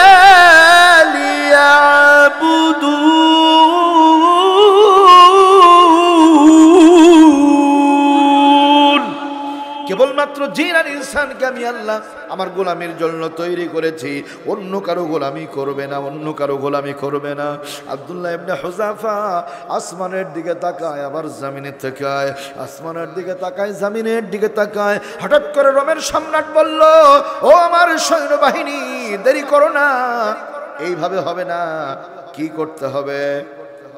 বলে কি আস্তে আস্তে করে উঁচু একটা জায়গায় তুলো, তারপরে কি করব? বলে ফাঁসির রশিটা রেডি করে ফেলো। আল্লাহু আকবার বলেন। বাঁচানোর মালিককে।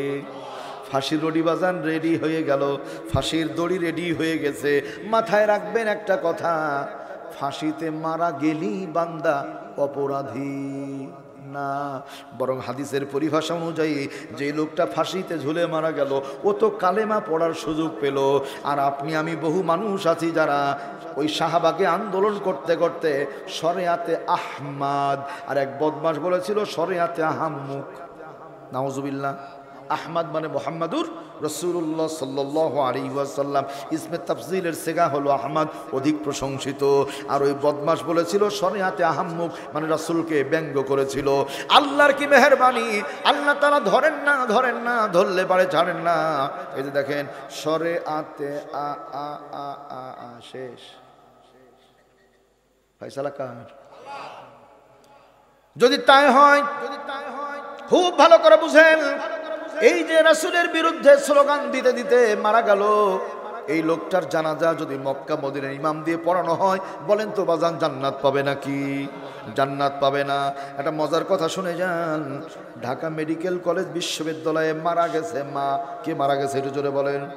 মা মারা গেছে। ডাক্তার ফোন দিয়েছে, বাবা তোমার মায়ের লাশটা নিয়ে যাও। স্যার কি হয়েছিল? বলে করোনায় মারা গেছে। আচ্ছা, করোনায় মারা গেছে তো ডাক্তার আপনি রুগী, আপনার লাশও আপনার। নাউজুবিল্লাহ বলবেন না? ছেলে লাশ নিল না। মাত্র কিছুদিন পরে বাবা ইন্তেকাল করেছেন করোনা ভাইরাসে। বাবার ইন্তেকালের পরে he is a government service holder, সরকারি একজন চাকরিজীবী ছিলেন বাবা। বাবার ইন্তেকালের পরে ডাক্তার ফোন দিয়েছে ঢাকা মেডিকেল কলেজ থেকে, সন্তানদেরকে বাবা তোমার বাপের লাশটা নিয়ে যাও। বাজান মজার কথা শুনেন, এখন ডাক্তারকে বলছে স্যার ডেড সার্টিফিকেটটা লিখে রাখেন তাড়াতাড়ি, মৃত্যু সার্টিফিকেটটা। বলছে ঠিক আছে রেডি করছি, চলে আসো তোমরা। এবার চলে গেছে সন্তানগুলো, যাওয়ার পরে বলছে আগে সার্টিফিকেটটা হাতে দেন। সার্টিফিকেট হাতে নেওয়ার পরে দিব্যি হেঁটে হেঁটে চলে যায়। ডাক্তার বলছে বাপের লাশটা নিয়ে যাও। বলছে সরকারি চাকরি করতো, পেনশন তুলে তুলে খাবো, লাশ নিতে পারবো না। নাউজুবিল্লাহ আসতে বলেন, আর একটু জোরে বলেন নাউজুবিল্লাহ। তাহলে কি সন্তান খেয়াল করেন, করোনা হয়েছে বাবার মায়ের, সন্তান লাশটা নিল না, চলে যায়। ও দোস্তরা আমার, ভাইয়ের আমার, কিন্তু বাবা মার অবস্থা কি? সন্তান অসুস্থ হয়েছে, সন্তান অসুস্থ হয়েছে দোস্তরা আমার, সন্তান অসুস্থ হওয়ার কারণে কলিজার টুকরা বাবার দরদের মা আল্লাহর কাছে ফরিয়াদ করে গভীর রজনীতে, ওগো আসমান জামিনের মালিক, হায়াত আর মৌতের মালিক আল্লাহ, আমাদের জীবনের হায়াত থেকে তুমি হায়াত একটু কমিয়ে দাও আল্লাহ, ওই হায়াতটুকু আমাদের সন্তানকে দান করো আল্লাহ, দুনিয়া থেকে আমাদের নিয়ে নাও, তবু আমার সন্তানকে দুনিয়া থেকে নিও না। আল্লাহু আকবার বলেন। এই দুনিয়ায় কেউ হবে না বাবা মায়ের সমতুল্য, কেউ দিতে পারিবে না বাবা মায়ের স্নেহের মূল্য।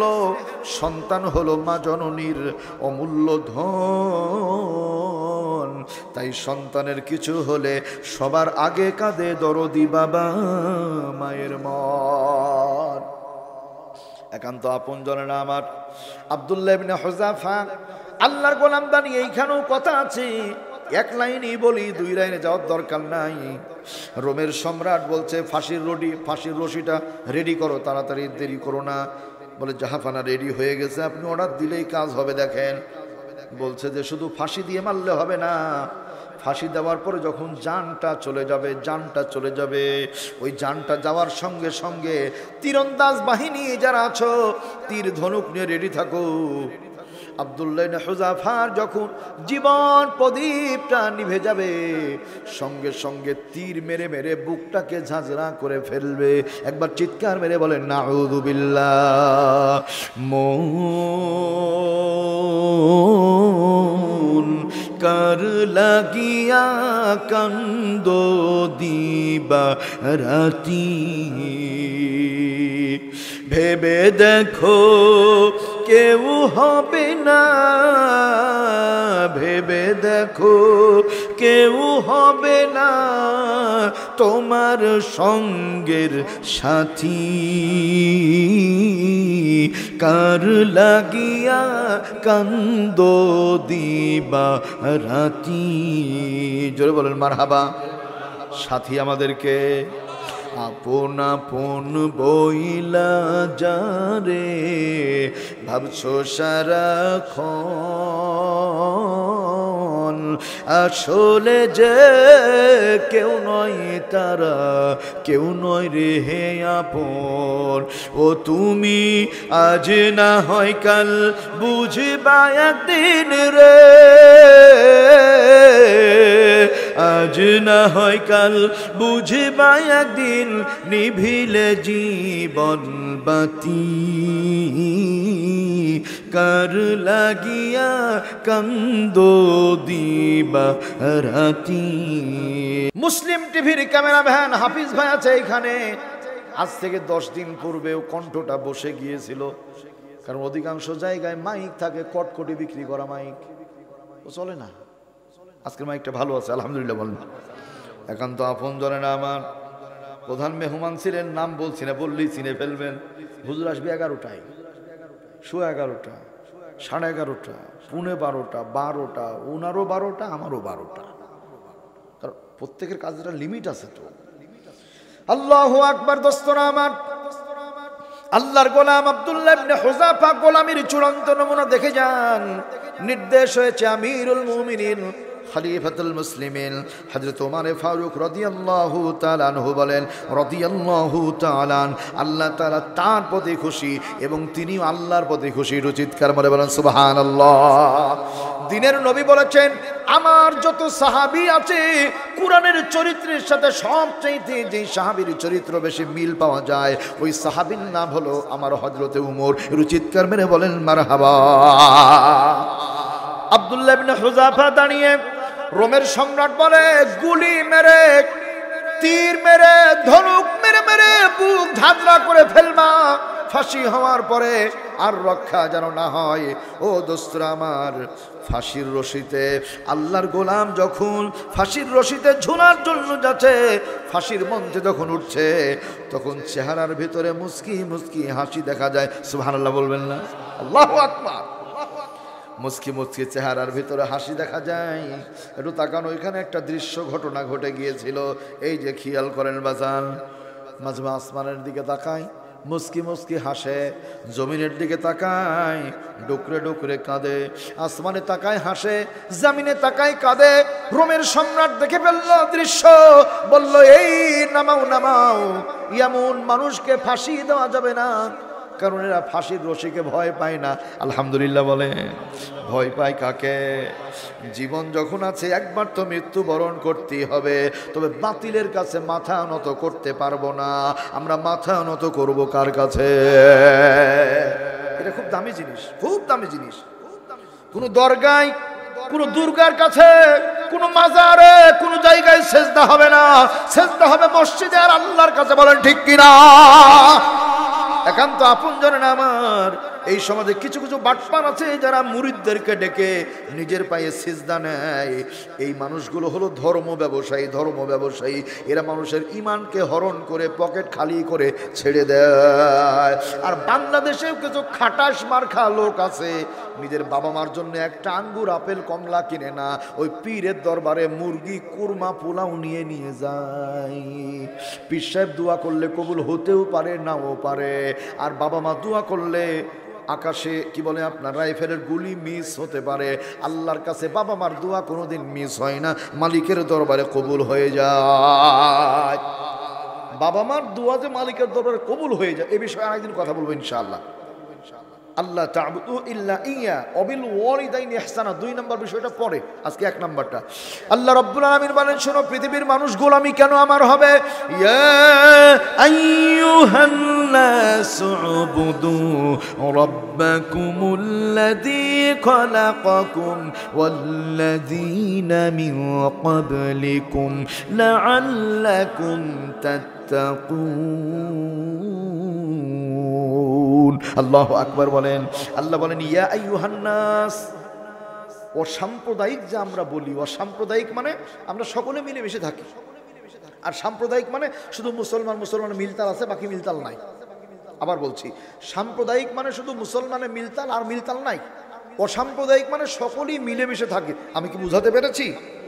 অসাম্প্রদায়িক শব্দের মূল যে আয়াতটা কোরআনে কারিমের প্রথম পারা 3 নম্বর পৃষ্ঠা, ইয়া আইয়ুহান নাস, আল্লাহ এই আয়াত দিয়ে বলেছেন, ও দুনিয়ার সমস্ত মানুষ, উবুদু রাব্বাকুম, গোলামি হবে একমাত্র আল্লাহর। আল্লাযী খলাকাকুম, যিনি তোমাদের সৃষ্টি করেছেন। আমাদের স্রষ্টাকে। ওয়াল্লাযীনা মিন ক্বাবলিকুম লাআল্লাকুম তাত্তাকুন। আল্লাহ তাআলা বলেন, এই জন্য আমি আল্লাহর গোলামি করবে। আমি তোমাদের সৃষ্টি করেছি, তোমাদের পূর্বে যারা বিদায় নিয়েছেন তাদেরকে আমি আল্লাহ সৃষ্টি করেছি। আর গোলামি করতে বলছি এই জন্য যেন তোমরা মুত্তাকি হতে পারো, আল্লাহ সম্পর্কে বিশেষ সচেতন হতে পারো। আলহামদুলিল্লাহ। বাজার আমার আল্লাহর গোলামিতে শান্তি আছে না নাই? ভোগে মজা নাই, ত্যাগেই মজা। কিসে? ভোগে মজা নাই, ত্যাগেই মজা। বাংলাদেশে মানুষ শুধু ব্যবহার করতে চায়, অধিকার দিতে চায় না, ঠিক কিনা? মাদের উদ্দেশ্যে কথা বলবো ইনশাল্লাহ, আমি পয়েন্টটা শেষ করে নিই। আব্দুল্লাহ ইবনে হুযাফাকে নামিয়ে নিয়ে চলে আসা হলো। এবার বলে, জানি সোজা আঙ্গুলে ঘি উঠবে না, আঙ্গুল কি করতে হবে? বাঁকা করতে হবে। রোমের সম্রাট বলল, ও আমার সৈন্যবাহিনী, কি হয়েছে জাহাপানা? বলে কিছু জায়গা খনন করো, চুলা তৈরি করো। আল্লাহু আকবার বলেন। চুলা তৈরি করা হলো। বলে কাঠখড়ি সংগ্রহ করো, শুকনা শুকনা কাঠখড়ি সংগ্রহ করা হলো। বিশাল একটা কড়াই সংগ্রহ করো, একজন মানুষ যেন এই কড়াইয়ের মধ্যে ফেলে দিলে দেখা না যায়, তাই করা হলো। প্রচুর পরিমাণে তেল সংগ্রহ করো, তাই করা হলো। সমস্ত সরঞ্জাম এক জায়গায় কমপ্লিট হয়ে গেল। এমন সময় রোমের সম্রাট ডাক দিয়ে বলে, ও আমার সৈন্যবাহিনী, মেজের কাঠি মেরে আগুন জ্বালিয়ে দাও, দেরি করো না, দেরি করো না, দাও দাও করে আগুন যখন জ্বলে, আগুন যখন জ্বলে বাজান রে আমার, এমন সময় রোমের সম্রাট ডাক দিয়ে বলে, এখন কড়াইটা চাপিয়ে দাও। কড়াইটা লাল হয়েছে, বলছে তেলগুলো ঢেলে দাও। তেলগুলো ঢেলে দেওয়া হলো। এবার বলছে আব্দুল্লাহ ইবনে হুযাফাকে আস্তে আস্তে নিয়ে আসো।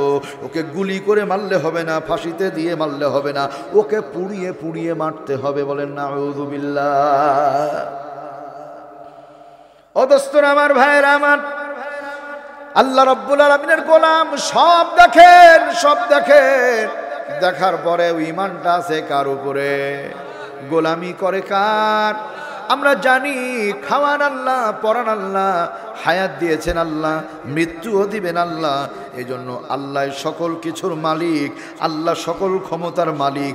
আল্লাহর বাইরে দুনিয়ার মানুষের ক্ষমতা চলে না। আল্লাহ তাআলার দরবারে দোয়া করি।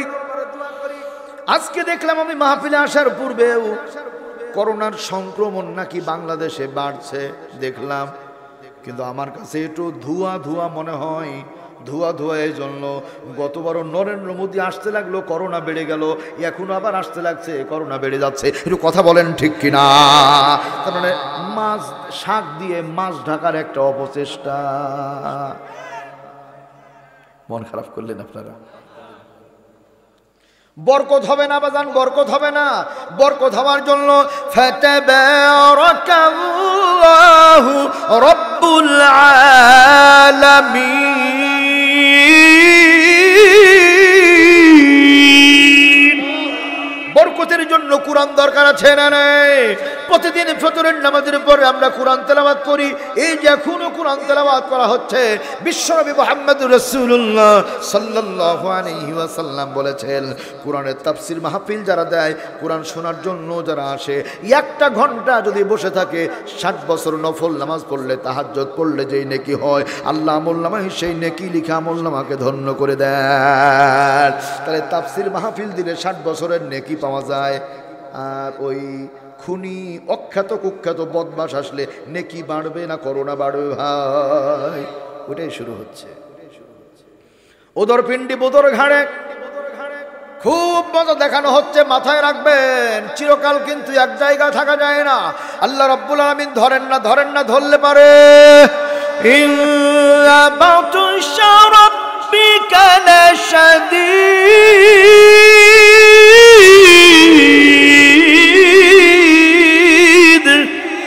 নিশ্চয় আমি আল্লাহর পাকড়াও বড় কঠিন, এমন ধরা ধরবো পৃথিবীর কেউ ছাড়াতে পারবে না, বিদায় হয়ে চলে যেতে হবে। এমন বহু ঘটনা আছে, ওই দিকে আমি যাব না। মূল বিষয়টা, আব্দুল্লাহ ইবনে হুযাফা সমস্ত কাঠ খড়ি দিয়ে দাউ দাউ করে আগুন জ্বলে, প্রচুর পরিমাণে তেল ঢালা হয়েছে, তেলগুলো টকবক টকবক করে ফুটছে। ও বাজান রে আমার, আব্দুল্লাহ ইবনে হুযাফাকে নিয়ে যাওয়া হচ্ছে। আল্লাহর গোলাম এখন ওই তেলের কড়াইয়ের দিকে যায়, আসমানে তাকায়, মুস্কি হাসে, জমিনে তাকায় হাউমাউ করে ডুকরে ডুকরে কাঁদে। আসমানে তাকায় মুস্কি হাসে, জমিনে তাকায় হাউমাউ করে কাঁদে।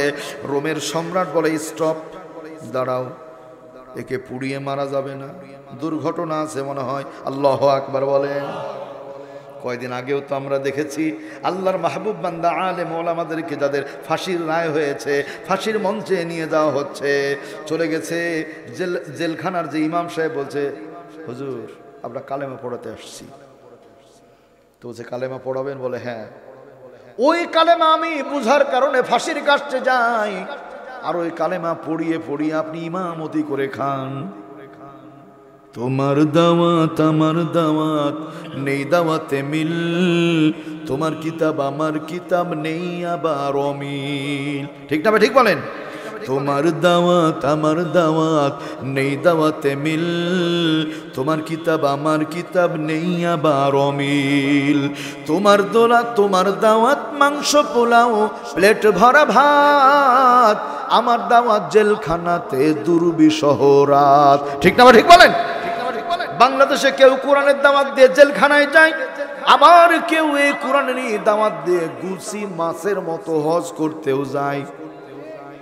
আর হজে নিয়ে গিয়েছিল যারা, বিদায় নিয়েছে করোনা, ওই লোকটা আলেমদেরকে কুকুরের সঙ্গে তুলনা করেছিল। বলেন নাউযুবিল্লাহ। যেই লোকটা আল্লাহর ঘর মসজিদে দিতে বাধা প্রদান করেছিল করোনার কারণে, আল্লাহর কি মেহেরবানি, করোনায় ধরা খেয়ে চাচা বিদায় নিয়ে চলে গেছে। আল্লাহর ফায়সালা দেখেন। ওহুয়া খায়রুন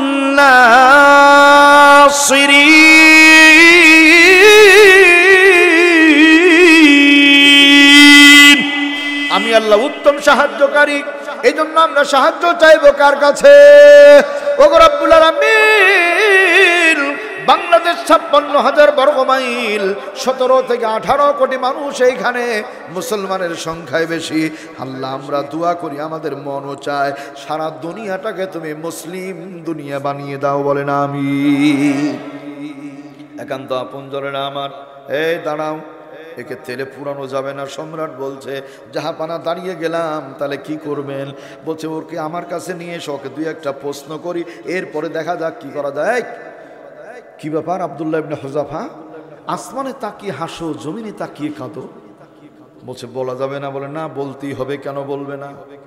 বেজান, আসমানে তাকিয়ে কেন হাসলো, জমিনে তাকিয়ে কেন কাঁদলো, এই বিষয়টা এবার না বলে যদি এর পরে কোনোদিন দেখা হয় বলি, আপত্তি আছে? পরে বলা হবে ইনশাল্লাহ। এখন দোয়া করে দিই এর মোহাব্বত। রোমের সম্রাট শুনেন, আসমানের দিকে যখন নজর করলাম, আল্লাহর নূরের তৈরি ফেরেশতারা ডাক দেয়, আল্লাহর গোলাম আব্দুল্লাহ ইবনে হুযাফা, তুমি রোমের সম্রাটের তেলে পড়ছো না, ওইটাই তোমার জন্য আল্লাহ বেহেশতের বাগান বানিয়ে দিবে। জান্নাতের খুশখবরি পাওয়ার কারণে কলিজার ভিতরে শান্তি তৈরি হয়। ফেরেশতারা আমাকে বারবার বারবার করে এই কথাগুলো বলে, আর জান্নাতের কথা শোনার কারণে আমি আমার মুখ ঠিক রাখতে পারে নাই, মুস্কি হাসি দিয়েছি, চিৎকার মেরে বলেন আলহামদুলিল্লাহ। তার জমিনে তাকিয়ে কাঁদছিলে কেন? বলছে জমিনে তাকিয়ে কাঁদছিলাম এই জন্য, জমিনের দিকে যখন নজর করি আমার নিজের প্রতি আমার আফসোস হয়। একটি মাত্র জীবন আমার, একটি মাত্র জীবন। আমার মনে হচ্ছিল একটা নয় 100টা যদি আল্লাহ আমাকে জীবন দান করতেন, আমি আল্লাহর রাস্তায় জালেমের হাতে আমার জীবনটা দিয়ে চলে যেতাম, আমার মালিকের দরবারে গিয়ে আমি শহীদ হয়ে দেখা করতাম। আল্লাহু আকবার। এই জন্য হযরত ওমর ফারুক রাদিয়াল্লাহু তাআলা দোয়া করেছেন, আল্লাহুম্মা রযুকনি শাহাদাতান ফি সাবিলিক, আল্লাহ তোমার রাস্তায় তুমি আমাকে শহীদ করে দিও। ওয়াজআল বালাদি মাউতি ফি রাসূলিক, আর তোমার নবীর দেশে আমার মৃত্যু দিয়ে দিও। বলুন আমিন। দরদের ভাইরা আমার, তাই নাকি? বলে হ্যাঁ। তাহলে আসমানে তুমি এই দৃশ্য দেখলা, জমিনে এইটা? বলে হ্যাঁ। বাজার এখন মজার কথা শুনে যান। রোমের সম্রাট বলে থামো, আগুন টাগুন সব বাদ দাও। সুবহানাল্লাহ বলে। জাহাপানা কেমন হলো? এত কষ্ট করে আগুন জ্বালালাম, তেল টকবক করে ফুটছে। বলছে ওগুলো ফুটতেই থাক, ওগুলো দরকার নাই। বলে কেন? এই সৈন্যবাহিনী তোমরা এক সাইডে দাঁড়াও, আব্দুল্লাহ ইবনে হুযাফাকে আমার কাছে পাঠিয়ে দাও। আব্দুল্লাহ ইবনে হুযাফা যখন কাছে চলে আসলো, আসার পরে রোমের সম্রাট ডাক দিয়ে বলে, ও আব্দুল্লাহ ইবনে হুযাফা, শোনো শোনো, আমি জীবনে বহু মানুষ দেখেছি, তোমার মতো এত নির্ভীক আল্লাহর সৈনিক জীবনে কোনোদিন দেখি না। আল্লাহর বান্দা, তুমি যেহেতু কালেমা ছাড়বে না, খ্রিস্টান হবে না, মুসলমানই থাকবে, এজন্য অন্তত আমার মনের শেষ একটা ইচ্ছা পূরণ করবে। কি ইচ্ছা আপনার? বলে আমার কপালে তোমার এই পবিত্র মুখ দিয়ে একটা চুম্বন করবে। সুবহানাল্লাহ বলবেন না? আল্লাহু আকবার। তোমার মতো একজন মুজাহিদের মুখের চুমু আমার কপালে আমি চাই, আমার জীবনটা ধন্য হয়ে যাবে। আল্লাহর গোলাম আব্দুল্লাহ ইবনে হুযাফার সঙ্গে সঙ্গে কৌশল করলেন। আল্লাহ রাব্বুল আলামিন কৌশলগুলো শিখিয়ে দিয়েছেন। আল্লাহ পাক বলছেন, ওয়া মাকারু ওয়া মাকারাল্লাহু ওয়াল্লাহু খায়রুল মাকিরিন। আল্লাহু আকবার বলেন। আল্লাহ পাক বলেন পৃথিবীর মানুষ ষড়যন্ত্র করে আর আমি আল্লাহ কৌশল করি, বলেন আলহামদুলিল্লাহ। ও দোস্তরা আমার, ইহুদি খ্রিস্টানরা ষড়যন্ত্র করুক, আমরা বাঁচার জন্য কৌশল করব, কিন্তু যখন দেয়ালে পিঠ ঠেকে যাবে তখন মুদি টুদি দেখবো না, কষা ছাড়া ঠিক থাকা যাবে না, বলেন ঠিক কিনা? ঠিক এমন একটা অবস্থায় গুরুত্বপূর্ণ সময় আব্দুল্লাহ ইবনে হুযাফা বলে, রোমের সম্রাট, আমি আপনার কপালে চুম্বন করতে পারি, আমার একটা শর্ত আছে। কি শর্ত? বলছে, আমার যে ভাইদেরকে আপনি আপনার জেলখানায় কারাগারে বন্দি রেখেছেন, আমার ভাইদেরকে আপনি মুক্ত করে দেন, আমি আপনার কপালে চুমু দিয়ে ধন্য করে দিব। রোমের সম্রাট তো এখন মাতওয়ারা যা চাইবে তাই দিবে। বলছে অসুবিধা নাই, ওদের আমি মুক্ত করে দিব, তবুও তুমি আমার কপালে একটা চুমু দিয়ে দাও। প্রিয় বন্ধুরা আমার, তাফসীর গ্রন্থ ইতিহাস ঘেটে পাওয়া যায় কয়েকটা বর্ণনা আছে। কিছু বর্ণনা আছে যে চুমুটা ডাইরেক্ট দিয়েছিল, আবার কিছু বর্ণনা আছে না না চুমু ডাইরেক্ট দেয় নাই। না দেওয়ার পিছনে কারণটা কি আল্লাহ রাব্বুল আলামিন বলেন, ইয়া আইয়ুহাল্লাযীনা আমানু ইন্নামাল মুশরিকুনা নাজাস। আল্লাহ বলছেন, ও বিশ্বাসীরা, মুশরিক যারা নাপাক তারা অপবিত্র, তারা কথাকার। এই জন্য হক্কানি উলামা ইকরাম যারা বর্তমানে ইউটিউবে দেখবেন, তারা বলছে অখ্যাত কুখ্যাত এই সন্ত্রাসী ঘাতক হলো নাপাক। নাপাক না, নাপাক কুরআনের কথা এটা। এখন উনি মনে মনে চিন্তা করে, আব্দুল্লাহ ইবনে হুযাফা, আমার এই পবিত্র মুখ একজন খ্রিস্টানের কপালে লাগাবো, কেমন হবে? দোস্তরা আমার, ভাইয়েরা আমার, চুম্বন করার সময় আস্তে আস্তে সামনের দিকে এগিয়ে যায়।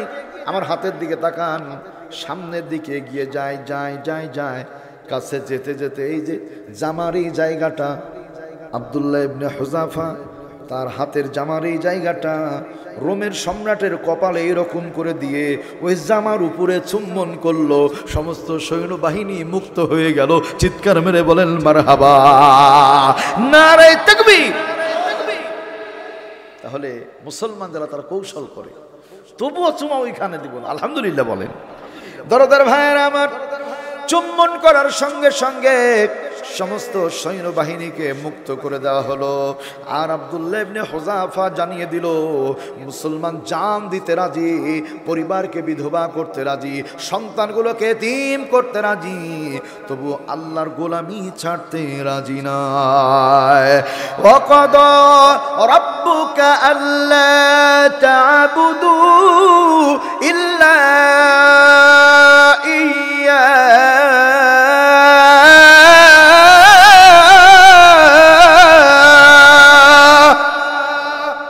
কেমন করে ঘুমাও তুমি, কেমন করে ঘুমাও তুমি, ফজর করে কাজা, এমনও তো হতে পারে তোমার জোহরে জানাজা। কেমন করে ঘুমাও তুমি, কেমন করে ঘুমাও তুমি, ফজর করে কাজা, এমনও তো হতে পারে তোমার জোহরে জানাজা, এমনও তো হতে পারে তোমার জোহরে জানাজা। বাজান কথা বলেন তো ঠিক কিনা? আমার আগে যে বক্তা ওয়াজ করে গেল আমার ইকবাল হোসেন ভাই, ওনার মসজিদের সাবেক সভাপতি সাহেব আজকেই মারা গেছে, একসাথে আসছিল। এই তো হলো মানুষের জীবন। ওই যে মক্কার কথা বললাম, ড্রাইভার গাড়ি চালায়, সকলেই হই হুল্লোড় করে, গাড়ি থেমে গেছে, কেন চালাও না? কাছে গিয়ে আস্তে করে ধাক্কা দেয়, ড্রাইভার পড়ে গেল, নিয়েছেন আল্লাহ। ভাইদের বলে যায়, মা বোন যারা আছেন, ও মায়ের আমার, নবীজি বলেন আল মারওয়াতু ইদা সাল্লাত খামসাহা, 5 ওয়াক্ত নামাজ পড়া, ও সামাত শাহরাহা, রমজান মাস পেলে মাদের একটি মাস সিয়াম পালন করা, আর 3 নাম্বার ও আহসানাত ফারজাহা, ঢিলাঢালা শরীয়ত সম্মত বোরখা পরা, পর্দা করা, ও আতাআত বালাহা, স্বামীর ন্যায় কথার আনুগত্য করা। মাদের জন্য কাজ হলো 4টা। আর আল্লাহর হাবিব বলছেন ফালতাদখুল মিন আইয়ি আবওয়াবিল জান্নাতি শাআত, আল্লাহ জান্নাতের দরজা খুলে দিবেন 8টা। বলেন আলহামদুলিল্লাহ। 5 ওয়াক্ত নামাজ পড়া, রমজান মাসে রোজা রাখা, স্বামীর ন্যায় কথার আনুগত্য করা, আর স্বামীর সাথে মিলে মিশে থাকা। আলহামদুলিল্লাহ বলেন। আল্লাহ তাআলা আমার মাদের এই নেক আমলগুলো করার জন্য তৌফিক দান করুন, আল্লাহুম্মা আমিন।